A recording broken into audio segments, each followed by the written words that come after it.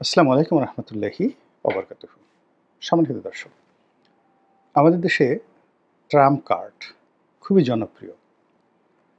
বিএনপির জমানাতে একবার শেখ হাসিনা ঘোষণা দিলেন, অর্থাৎ আব্দুল জলিল, শেখ হাসিনার যিনি সাধারণ সম্পাদক ছিলেন আব্দুল জলিল, তিনি একটা নির্দিষ্ট তারিখ ঘোষণা করে বিএনপিকে ট্রাম্প কার্ড দেখাবেন, এরকম একটা ঘোষণা দিলেন। বলা হলো সেই দিন ঢাকা শহরে 1 কোটি লোক সমাবেশ ঘটাবেন।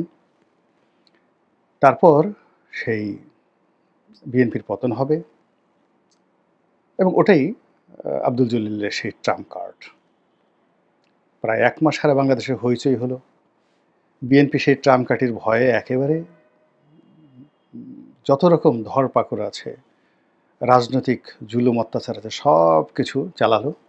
ঢাকা শহরে যেন 1 কোটি লোক তো দূরের কথা, 1 লাখ লোক কোথাও সমাবেশ করতে না পারে, 1000 লোক দাঁড়াতে না পারে, তারা সর্বশক্তি দিয়ে সেই জিনিসটি নিশ্চিত করলো। এবং জলিল সাহেব যেদিন ঘোষণা দিলেন যে ট্রাম্প কার্ড দেখানো হবে শহীদ মিনারের সামনে, জাতীয় শহীদ মিনারের সামনে, 2-3 হাজার লোক দাঁড়াতে পেরেছিল কিনা আমার এখনো মনে নেই। তো এরকম একটা ফ্লপ, মানে ট্রাম্প কার্ড একটা ফ্লপ ঘোষণার পর আওয়ামী লীগ সভানেত্রী শেখ হাসিনা তিনি মুচকি হেসে বললেন যে বিএনপি আসলে ঠাট্টাও বোঝে না। আমরা একটু ঠাট্টা করেছি, সেই ঠাট্টার কারণে তারা সেই 1 মাস বিনিদ্র রজনী কাটিয়েছে, এত টাকা পয়সা অর্থবিত্ত খরচ করেছে। এবং এটা আমার দলের মহাসচিব বলেছেন বা সাধারণ সম্পাদক বলেছেন, তাই তাদের এই অবস্থা। আর যদি আমি বলতাম, মানে এটা যদি আব্দুল জলিলের ট্রাম্প কার্ড না হয়ে শেখ হাসিনার ট্রাম্প কার্ড হতো, তাহলে তো বিএনপি মরেই যেত। ভালো কথা, আমরা যারা বাঙালি আমরা বুঝে নিলাম। এই যে ট্রাম্প কার্ড শব্দটি শুরু হলো বাংলাদেশের রাজনীতিতে, এটা এখন পর্যন্ত চলছে। ট্রাম্প কার্ডটা যে কী আমি জানি না, আমরা বুঝি না, কিন্তু খুবই জনপ্রিয় একটা জিনিস। মনে হয় আশ্চর্য কিছু একটা হবে, মনে হয় মারণাস্ত্র জাতীয় কিছু একটা হবে, এবং মনে হয় যে এই কার্ডটি প্রদর্শন করার সঙ্গে সঙ্গে সব কিছু তছনছ হয়ে যাবে, খুলে যা সেম সেম, এরকম কিছু একটা। আর এখন মিস্টার ডোনাল্ড ট্রাম্প, মানে আমি যখন এই যে ট্রাম্প কার্ডটা বাংলাদেশে চালু হলো, তখন আমরা ট্রাম্পের নাম জানতাম না, এই নামে যেটা লোক আছে আমরা জানতামই না। এখন সেই ডোনাল্ড ট্রাম্প আমেরিকার রাষ্ট্র ক্ষমতায়। তো কাজেই এখন যদি রাজনীতিতে ট্রাম্প কার্ড বলা হয়, তাহলে আমাদের যে প্রচলিত ধ্যান ধারণা, তার সঙ্গে আবার ট্রাম্পের যে ক্ষমতা, এটা দুটো যোগ হয়ে অতীতের ট্রাম্প কার্ডটা আরও বেশি শক্তিশালী হয়ে গেছে। আরেকটি শব্দ, সেটা হলো তুরুপের তাস। আমি নিজে তাস খেলা জানিও না, বুঝিও না, কখনো খেলিও নি, তাসের কোনো নামও জানি না, কিন্তু তুরুপের তাস এটা আমি শুনেছি।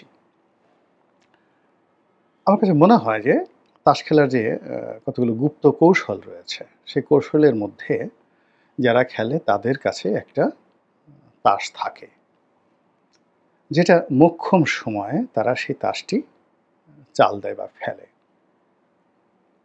একেবারে শেষ সময় দাবা খেলায় যেভাবে রানী বা রাজাকে খেয়ে ফেলা হয়, এরকম চেক দেওয়া হয়, ওই রকম রাজা মরে গেলে সব শেষ। তো ওই রকম তুরুপের তাসটা হলো একজন খেলোয়াড়ের জন্য একেবারে সর্বশেষ একটা, যাকে বলা হয় কৌশল, মূলধন।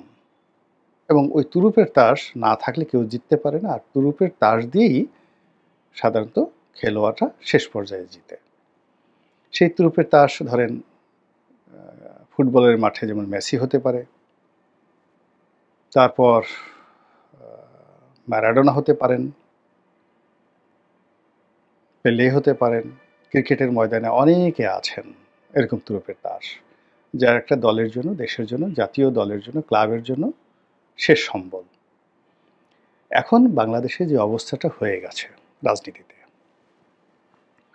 সেই রাজনীতিতে এখন আওয়ামী লীগ পুরো রাজনীতিটা একটা ট্রাম্প কার্ড। কাউকে ভয় দেখাতে হবে, ওই আওয়ামী লীগ আসছে। কাউকে অপদস্থ করতে হবে, ও আওয়ামী লীগ। কাউকে মামলায় ফাঁসাতে হবে, ও আওয়ামী লীগ করতো। কেউ ধর্ষণ করেছে, একসময় সে আওয়ামী লীগ করতো। এই জন্য সে ধর্ষণ করেছে। ভালো কথা। কারো বাড়ি ভাঙতে হবে, কারো জায়গা দখল করতে হবে, কার বউ ছেলে সন্তানকে অপদস্থ করতে হবে, মারতে হবে, সেক্ষেত্রে ওই যে আওয়ামী লীগকে একটা ট্যাগ দিতে হবে।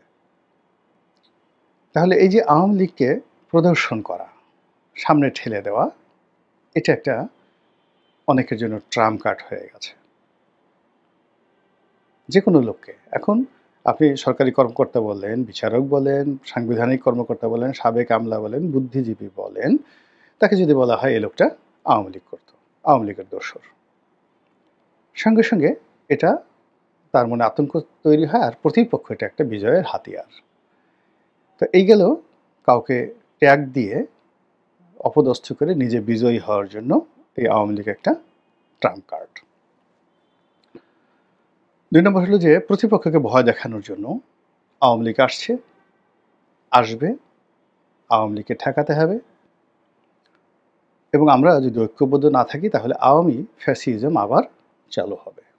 কাজেই আসুন আমরা ঐক্যবদ্ধ হই, আওয়ামী লীগকে মোকাবেলা করি, এবং যে আওয়ামী লীগ আমাদের এই সর্বনাশ করেছে তারা যেন এই বাংলার মাটিতে আবার দাঁড়াতে না পারে, সেইভাবে আমরা কিছু একটা করি। এবং এই কথা বলার সঙ্গে সঙ্গে, শোনার সঙ্গে সঙ্গে যারা প্রতিপক্ষ আছে তারা স্টপ হয়ে যায়, আওয়ামী ভয়ে তাদের অন্তরটা কেঁপে ওঠে, এবং তারা একেবারে যেভাবে বিষধর ফনা তোলা সাপ মাথা নুইয়ে যাকে বলা হয় তাদের দিকে যায়, ঠিক ওইভাবে তারা সেখানে যায়, একদম মাথা নুয়ে পড়ে। এই গেল আওয়ামী লীগের ট্রাম্প কার্ড। আরও ট্রাম্প কার্ড আছে, সেটা হলো আওয়ামী লীগের সঙ্গে ভারতের সম্পর্ক। দেশের টাকা পাচার আওয়ামী লীগ করেছে, যত অর্থনৈতিক আজকের দুরবস্থা, সরকারের প্রশাসনের ব্যর্থতা, তারপরে যে রাজনৈতিক যে টানাপোড়েন, যা কিছু হচ্ছে সব কিছুর মূলেই আওয়ামী লীগ, সব কিছুর মূলে আওয়ামী লীগ দায়ী। এবং এই কথা অনেকটা মহৌষধের মতো, মানে মাথা ব্যথা করছে, পেট ব্যথা করছে, তো ক্যান্সার হয়েছে, নিউমোনিয়া হয়েছে, তো সব কিছুর জন্য একজন কবিরাজ গল্পের মধ্যে ছিল, সে একটা কবিরাজ একটা ওষুধের নাম জানতো শুধু, সেই ওষুধের নাম হলো হর্তুক চূর্ণ। তো ডেলিভারি ব্যথা, স্বামী স্ত্রীর মধ্যে অমেল, যা কিছু হোক না কেন, তারা সেই হর্তুক চূর্ণ সেই কবিরাজ খাইয়ে দিত, এবং এটাই সেই কবিরাজকে একেবারে শীর্ষে, মানে তার সুনাম সুখ্যাতির শীর্ষে নিয়ে যায়। এবং আপনারা জানেন যে হর্তুক চূর্ণ এমন একটা ওষুধ, তো এটা খাওয়ার সঙ্গে সঙ্গেই আপনার পেট খারাপ হয়ে যাবে, আবার দ্বিতীয়বার যখন এটা প্রয়োগ করা হয় আপনার পেট ভালো হয়ে যাবে। তো আপনি যখনই পেট খারাপ হবেন তখন আপনার অন্য যে সমস্যা হয়ে গেছে, আপনার মাথা ব্যথা আছে, স্বামী স্ত্রীর অমিল আছে, যা কিছু আছে, ইউল ফরগেট এভরিথিং।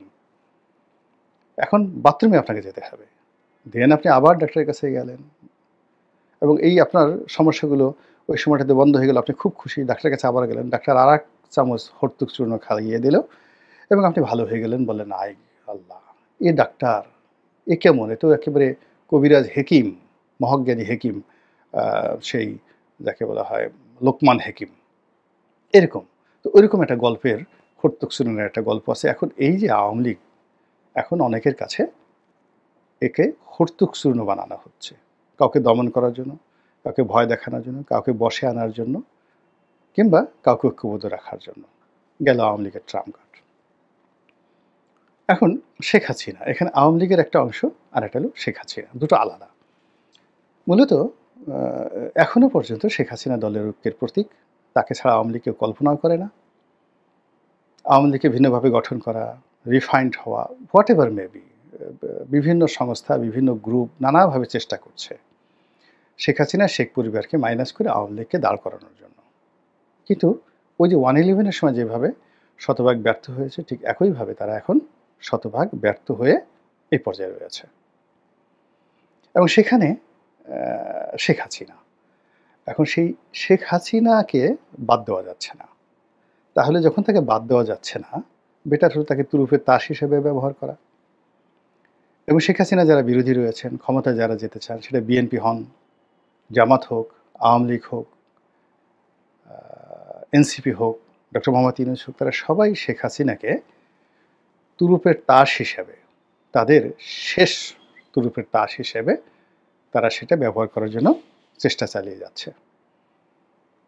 তাকে মামলা দিয়ে আলোচনায় রেখে ভয় দেখানো, তাকে দেশে আনার চেষ্টা, তাকে জবান বন্ধ করার কথা বলা, নানা রকম বিপদ এবং বিপত্তি ইত্যাদি সৃষ্টি করে তারা এই যে শেখ হাসিনার যে তুরুপের তাস, এই তুরুপের তাসটিকে বাস্তবে রূপ দেওয়ার চেষ্টা করছে।